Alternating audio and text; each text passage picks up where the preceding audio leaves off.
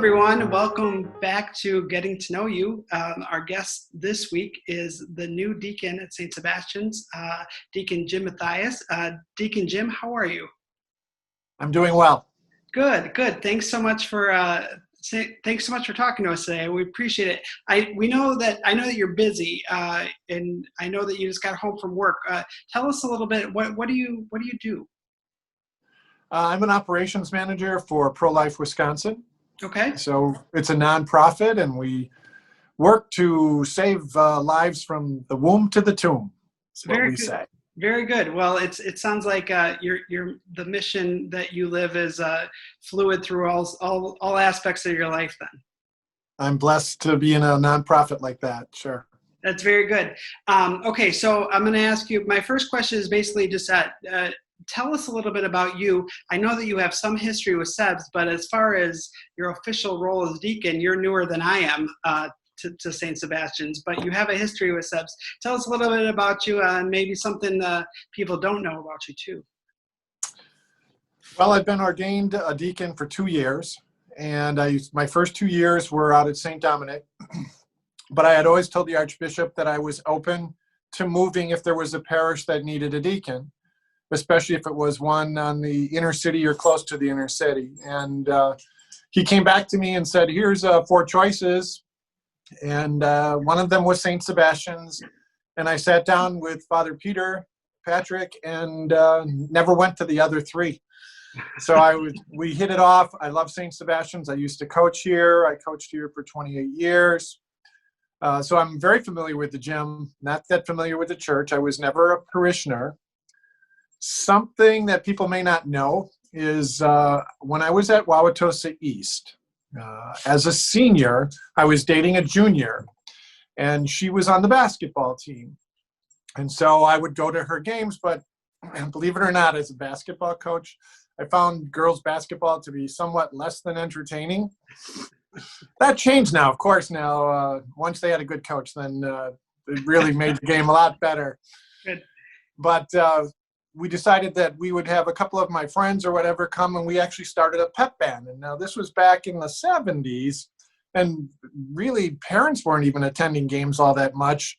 So for this girls team to have a small pep band, sometimes it was 2 or 3, sometimes we had as many as 10. Sometimes the coach thought we were maybe distracting. We had a good time, and the games went faster by playing. But the girls advanced, and they went from the regionals to the sectionals. They actually went to state. So when they went to state, then everybody wanted to come to the games. And the girls basketball team voted to not have the cheerleaders all of a sudden show up to go to state and not have the full pep band. So when we were at state, and that was at Madison, there was full pep bands, and there was, cheerleaders, and here was this ragtag bunch that I was leading at state, and the girls did okay. They didn't win state that year, but the good news out of it is that I ended up marrying the girl. It's Rhonda, and we've been married now for over 40 years. That's a good story. What when you did the pep band, do you play an instrument? Yeah, I played trumpet. Oh, you're a trumpet player. Excellent. I am. That was a good move.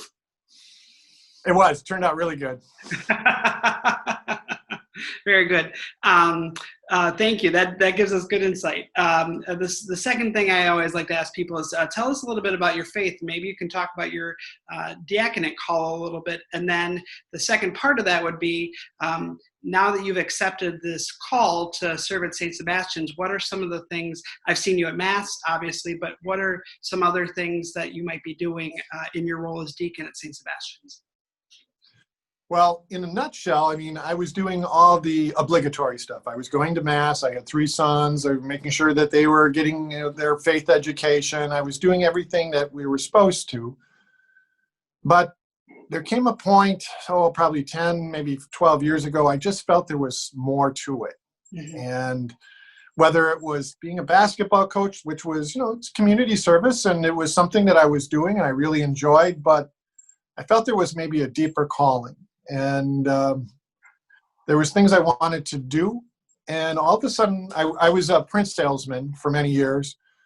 And one of my best customers suggested or asked me if I had ever considered being a deacon. and I really had not considered being a deacon. We had one out at St. Dominic, but I didn't really know what he did. A lot of people don't know what deacons do. They think they're just big altar boys. So he started explaining it to me, and I found out that he was a deacon in Minneapolis. And he did things like he worked with the police. He was a police chaplain. So he started telling me things that he did there and how he was in the food pantries and doing things with people. And it was very interesting. And he kept sending me links to my own diocese, the Archmill sites, about the diaconate. And so it wasn't like it happened overnight.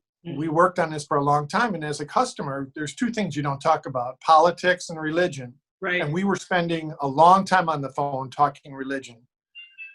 And so it finally came where I talked to the pastor, and we decided, you know what, let's find out. If I go into this and after one semester I don't like it or they don't like me, I'm still one semester better off.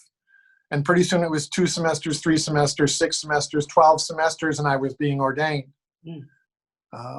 So it didn't strike me as a lightning bolt. It wasn't like, oh, I got to be a deacon. It really was the voice of others talking to me, God speaking through others. And I had to make some sacrifices. I gave up basketball, which I really enjoyed. I love working with the children from SEBS and working their parents. I mean, their parents were great. I know a lot of them are still involved with St. SEBS, but this is different. So, and as soon as you start turning it over, as soon as you let that door open a crack, God is going to make sure that door is open. So he's been giving me a whole lot of things that I never expected to do.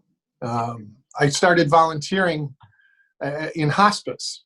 And I went home one night and I said to my wife, I said, I never thought I could do hospice work. That's really tough. And I said, but you know what? At least it's not jail ministry. That's something I could never do. And I swear, within a week, a guy approached me and said, we need somebody to do jail ministry. And this was before I was a deacon. It was while I was in formation. And so I've been doing jail ministry. I haven't been doing it since COVID. But out in Waukesha, we would go in and hold a service every Monday night.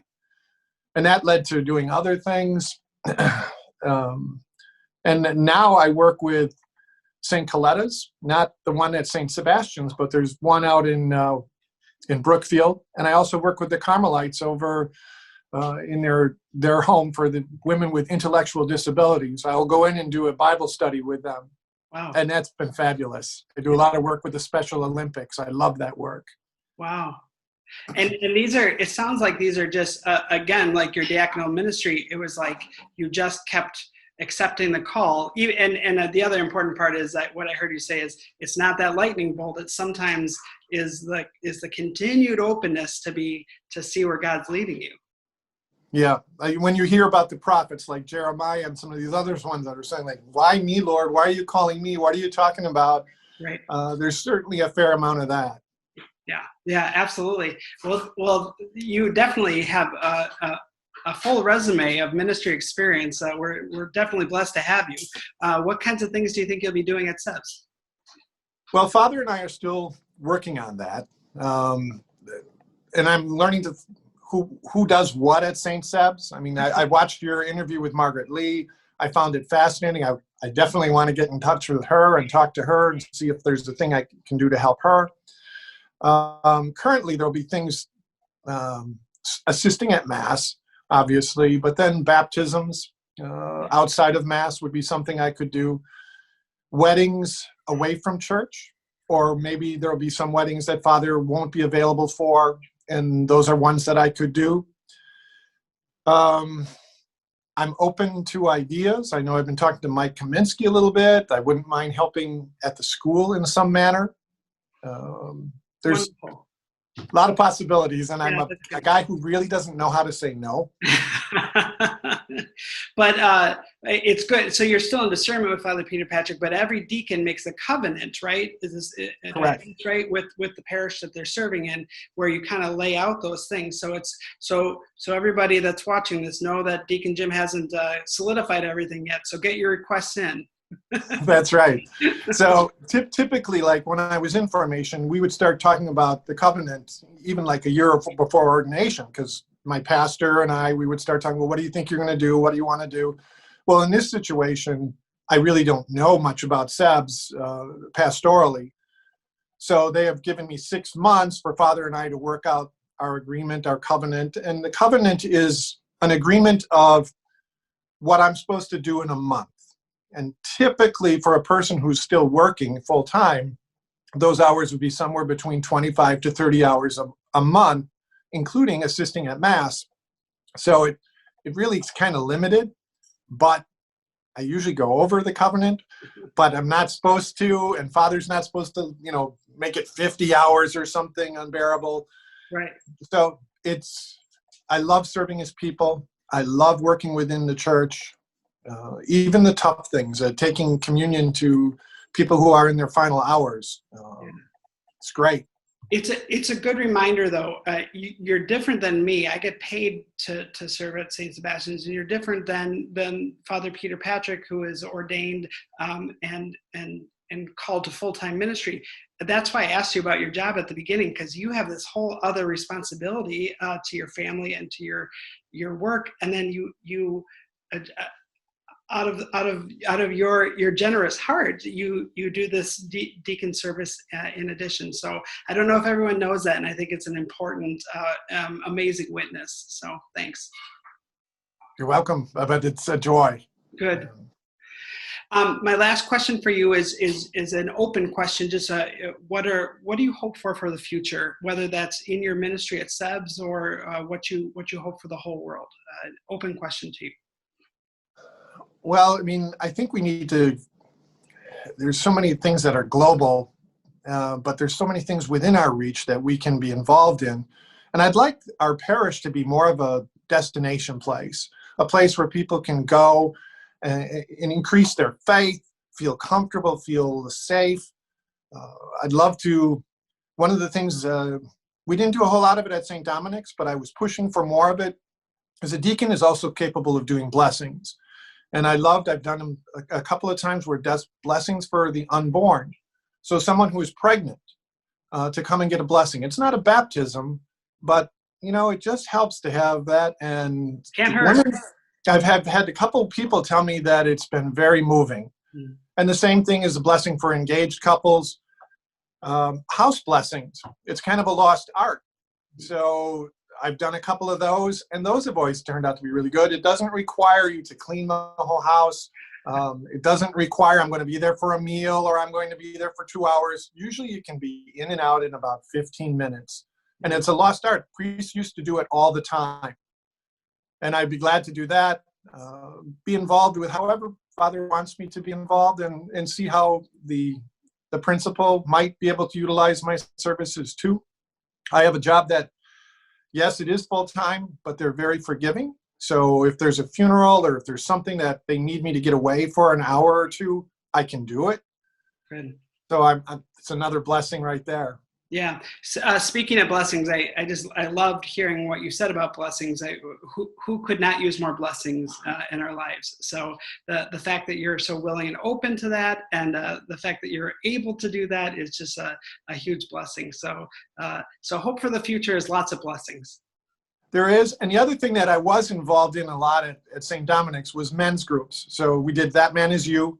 Yeah. Obviously, I'm also a Knight of Columbus, so I don't think we have a chapter here at St. Seb's, but that's something if people felt they wanted to do that. And then there's Bible study too. There was things that, I didn't always run it, but they would bring in a Scott Hahn presentation that would go several weeks, or they would do something else with somebody else. And those were always fascinating, and you can always learn.